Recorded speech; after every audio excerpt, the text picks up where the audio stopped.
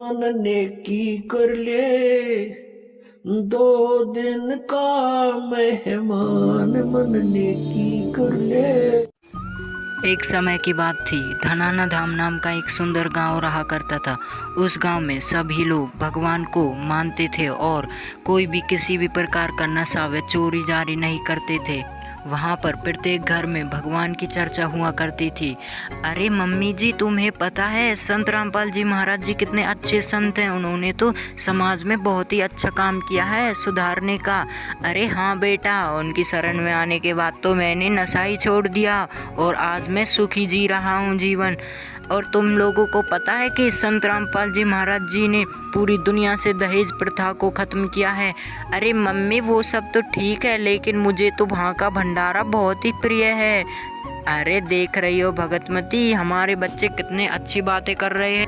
अरे वो सब तो ठीक है जी, संत रामपाल जी महाराज जी ने तो पूरी दुनिया से बुराई खत्म करने का बेड़ा उठाया है। इसी तरह संत रामपाल जी महाराज जी द्वारा लिखी कुछ पुस्तकें उत्तम दास सेवा करने के लिए ले जाने वाला था और वह कहता है, अरे आज तो मौज ही हो गई, आज तो मालिक की दया से मेरे पास इतनी सारी पुस्तकें उपलब्ध है, मैं जल्दी से जाके इनकी पुस्तक सेवा करके आ जाता हूँ ताकि किसी का मोक्ष हो जाए। और ऐसा बोलकर उत्तम दास वहाँ से कुछ पुस्तकें उठा लेता है पुस्तक सेवा करने के लिए और वहाँ से निकल पड़ता है लोगों को यह पुस्तक देने के लिए, क्योंकि यह केवल एकमात्र ऐसी पुस्तक है जिसमें वेदों द्वारा लिखी गई वेदिक से पूर्ण परमात्मा के बारे में लिखा हुआ है, जिस संत रामपाल जी महाराज जी ने लिखा है। और फिर उत्तम दास उन सारी पुस्तकों को लेकर वहाँ से निकल जाता है लोगों में उसकी पुस्तक सेवा करने के लिए। वह एक गांव से जा रहा था कि तभी उत्तम दास के सामने बच्चा आ जाता है और उत्तम दास उसे जीने की राह देकर कहता है, अरे भाई ये लो जीने की राह पुस्तक, इसे पढ़ना और अपने माता पिता को भी पढ़ाना। अरे भाई साहब, मैंने तो ये पुस्तक पढ़ रखी है, ये तो बहुत ही अच्छी पुस्तक है और इससे मेरे पिताजी ने तो नशा करना ही छोड़ दिया, तब से इस पुस्तक को पढ़ा है। और तभी उत्तम दास एक कुटिया के सामने आ जाता है और कहता है, अरे लो भाई लो, जीने की राह पुस्तक, यह पुस्तक सभी में मानव कल्याण का कार्य कर रही है, जल्दी से लो, देरी मत करो।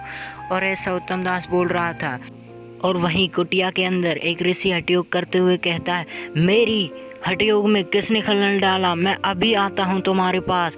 और भागते हुए वह उत्तम दास के पास चला जाता है और उत्तम दास उससे कहता है, अरे साधु जी माफ़ करें, यह पुस्तक तुम्हें सच्चा ज्ञान देगी, इसे तुम जरूर पढ़ना, तुम्हें सच्चे परमात्मा का ज्ञान होगा।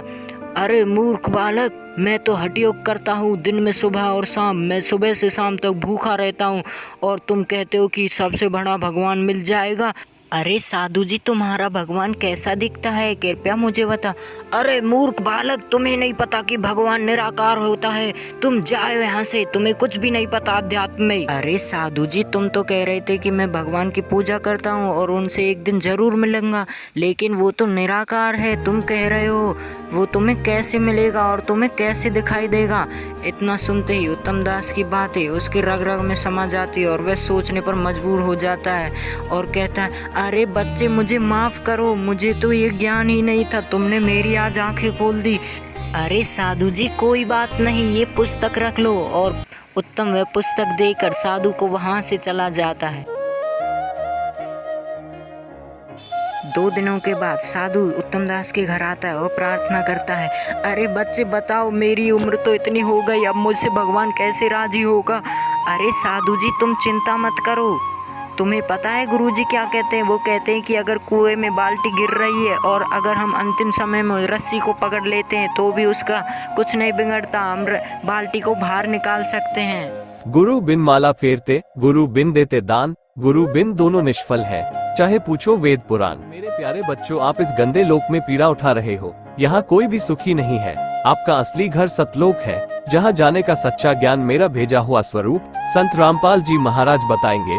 कृपया घमंड त्याग कर एक बार मेरे बताए हुए ज्ञान को उनके शरण में जाके सुने।